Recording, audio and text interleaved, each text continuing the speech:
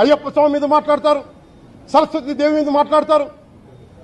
అల్లా మీద మీరు మాట్లాడగలరా? మహమ్మద్ ప్రవక్త మీద మీరు మాట్లాడగలరా?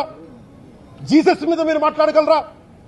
అందరూ కూర్చొని సనాతన ధర్మం మీద, వినాయకుడి మీద జోకులు వేస్తారు, దుర్గాదేవి మీద జోక్స్ వేస్తారు, సరస్వతి దేవి మీద జోక్స్ వేస్తారు.